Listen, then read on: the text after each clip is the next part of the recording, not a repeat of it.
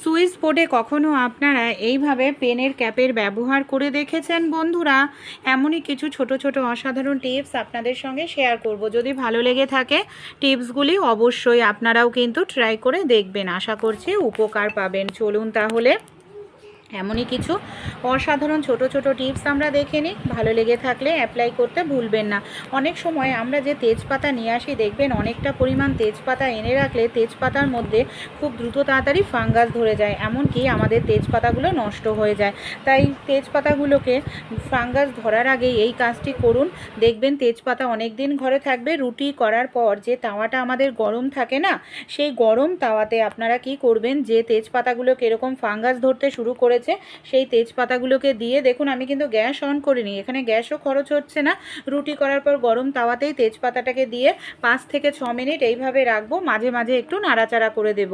এতে দেখবেন তেজপাতার মধ্যে যে ফাঙ্গাসটা সেটা চলে যাবে। তারপর আপনারা কৌটোয় ভরে 6 মাস রেখে দিলেও তেজপাতাটা নরম হবে না। দেখুন কত সুন্দর মুচমুচে হয়ে গেছে। ভালো লাগলে ট্রাই করে অবশ্যই কিন্তু দেখবেন। অনেক সময় দেখবেন আমাদের বাড়িতে এক্সট্রা কোনো চাবির রিং থাকে না, কিন্তু ডুপ্লিকেট চাবি তো থাকেই। আর যদি এক্সট্রা চাবির রিং না থাকে, তখন আমরা এই যে চাবিগুলোকে যদি আমরা এখানে সেখানে রাখি বন্ধুরা, আমাদের চাবিগুলো কিন্তু হারিয়ে যাবে। এমনকি অনেক সময় দেখা যায় যে আমাদের চাবিটা খুঁজেই পাই না। যখন চাবি হারিয়ে যায় তখন আবার তালা ভাঙতে লাগে। আমাদের বাড়িতে যে পুরনো গার্ডার থাকে, এখানে আপনারা পুরনো চুলের গার্ডার নিয়ে নিন, যে গার্ডার কোনো কাজেই ব্যবহার করেন না। সেই গার্ডারটাকেই দেখুন চাবির যে ছোট্ট ছিদ্রটা আছে গোল, সেই ছিদ্রের মধ্যে এখানে আমি ঢুকিয়ে দিচ্ছি। তারপর এইভাবে একটি গিট বেঁধে দিলাম। এবার আপনারা যে কোনো জায়গায় ঝুলিয়ে রাখতে পারেন। এতে কিন্তু আপনাদের চাবিটা হারিয়ে যাওয়ার কোনো রকম সম্ভাবনাই থাকবে না। ভালো লাগলে আইডিয়াটি অবশ্যই কিন্তু আপনারাও ট্রাই করে দেখবেন। অনেক সময় রান্নাবাড়ি করতে গেলে দেখা যায় গ্যাসের বার্নারের 4 সাইড থেকে এইভাবে আগুন বের হতে থাকে। আর এই যে আগুনটা যেটা বের হচ্ছে, আমাদের গ্যাসের অপচয় হচ্ছে বন্ধুরা। কারণ এই প্রত্যেক দিন যদি রান্না করার সময় সাইড থেকে গ্যাসটা বের হয়, সেটা কড়াইতে লাগবে না, রান্নার সময় ব্যবহার হবে না। তাই অনেক সময় বার্নার ক্ষয় হয়ে যায়। আমাদের বাড়িতে যে সাবান থাকে, সেই সাবান নিয়ে নিন। এইভাবে আপনারা একটু সাবান গ্যাসের বার্নারের 4 সাইডে একটু ঘষে দিন। যে জায়গাগুলোতে ক্ষয় হয়ে যায় দেখবেন সেই ক্ষয়টা পূরণ হয়ে যাবে। এর ফলে গ্যাসের বার্নারটা সেট করার পর আবার যখন আপনারা জ্বালাবেন, সাইড থেকে দেখুন আর কিন্তু কোনো রকম আগুন বের হচ্ছে না। তাই ভালো লাগলে আইডিয়াটি অবশ্যই আপনারাও কিন্তু ট্রাই করতে ভুলবেন না।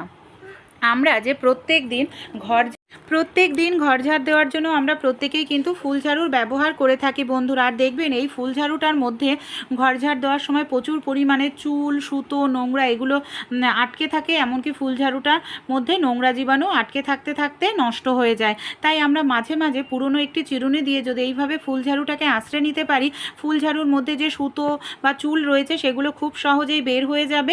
এতে আমাদের ফুল ঝাড়ু রোজ রোজ ধোয়ার প্রয়োজন পড়বে না। একটি ফুল ঝাড়ু অনেক দিন ইউজ করতে আমরা পারবো। ভালো লাগলে এই আইডিয়াটি অবশ্যই আপনারাও ট্রাই করে কিন্তু দেখবেন।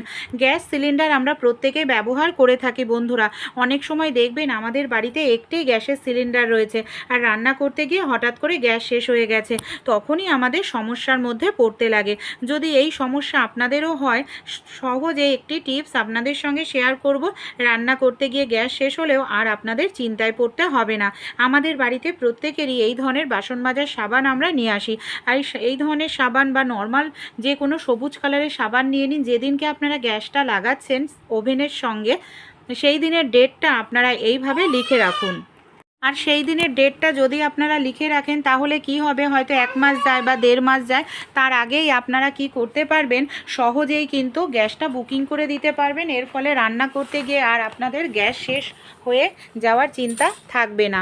আমরা কম বেশি রুটি বেলার জন্য এই ধরনের ব্যালন চাকি ব্যবহার করে থাকি, কিন্তু অনেক সময় কি হয়, ব্যালন চাকি প্রচুর নোংরা হয়ে যায়। আর এই ব্যালন চাকিগুলোকে আমাদের গরম জলে না হয় নর্মাল জলের মধ্যে ভিজিয়ে রাখতে লাগে, অনেকটা সময়ের ব্যাপার। তাই কোনো রকম জলের মধ্যে আপনাদের ভেজানোর প্রয়োজন পড়বে না। আমরা যখন ভাত রান্না করি, ভাতের হাঁড়ির ওপর একটি পাত্রে জল দিয়ে দিন। সেই জলটা গরম হবে, এখানে আমি গ্যাস খরচ করেও জলটা গরম করছি না, গরম জলটা ঢেলে দিয়েছি, সঙ্গে সঙ্গেই যে ব্যালন চাকির মধ্যে আটাগুলো লেগে রয়েছে দেখুন সেগুলো উঠে যাচ্ছে। যেহেতু কাঠের ব্যালন চাকি, এটা জলে ভিজিয়ে রাখলে কিন্তু নষ্ট হয়ে যাবে, তাই এইভাবে আপনারা সেকেন্ডও সময় লাগবে না ব্যালন চাকি পরিষ্কার করে নিতে পারবেন। এতে আপনাদের সময় বেঁচে যাবে, আপনাদের খাটনিটাও কিন্তু বেঁচে যাবে। আমি সঙ্গে সঙ্গে ব্যালন চাকিটাকে আপনাদের জল দিয়ে ধুয়ে দেখাচ্ছি যে কতটা আটা লেগে রেখেছিল। 1 মিনিটও কিন্তু এখানে আমার সময় লাগলো না, ব্যালন চাকিটা একেবারে পরিষ্কার হয়ে গেল। এইভাবে আপনারা কিন্তু আপনাদের সংসারের যে কাজগুলো খুব দ্রুত তাড়াতাড়ি শেষ করতে পারেন। ব্যালন চাকি ধোয়ার পর সবসময় মুছে রাখবেন, না হয় ফাঙ্গাস ধরে যাবে। আমরা অনেক সময় এই ধরনের চালের বস্তা, আটার বস্তা বা চিনির বস্তায় পাপোশ হিসাবে ব্যবহার করি, কিন্তু দরজার সামনে এই ধরনের একটি বস্তা যদি দিয়ে রাখা হয় দেখুন কীরকম বাজে লাগবে। ঘরের দরজার সামনে যদি থাকে, তা কোনো রকম সেলাই করতে হবে না, কাটিং করতে হবে না, এই বস্তাটাকেই আমরা পাপোশ হিসাবে ব্যবহার করব, কিন্তু একটু টিপস অ্যাপ্লাই করে। পুরনো একটি গেঞ্জি নিয়েছি, উল্টো করে নিয়েছি গেঞ্জিটাকে, বস্তাটাকে গেঞ্জির একদম কলারের দিকটায় রেখে এবার আমি গেঞ্জিটার নিচের দিকটাকে এইভাবে দেখুন সোজা করে নিচ্ছি, আর গেঞ্জিটাকে এইভাবে মুড়িয়ে ভেতরের দিকে ঢুকিয়ে দিচ্ছি। তাহলে দেখুন সেলাই কাটিং ছাড়াই কত সুন্দরভাবে এখানে আমার পাপোশটা তৈরি হয়ে গেল। এইভাবে কিন্তু আপনারাও পাপোশ তৈরি করে নিতে পারেন, বস্তা ব্যবহার করতে হবে না, দেখতেও কিন্তু সুন্দর লাগবে। দেখুন এবার আপনারা যদি দরজার সামনে ব্যবহার করেন এটাকে, কেউ দেখে কিন্তু বুঝতেই পারবে না যে এটা আপনারা ভেতরে বস্তা দিয়েছেন। ভালো লাগলে আইডিয়াটি অবশ্যই কিন্তু আপনারাও অ্যাপ্লাই করবেন।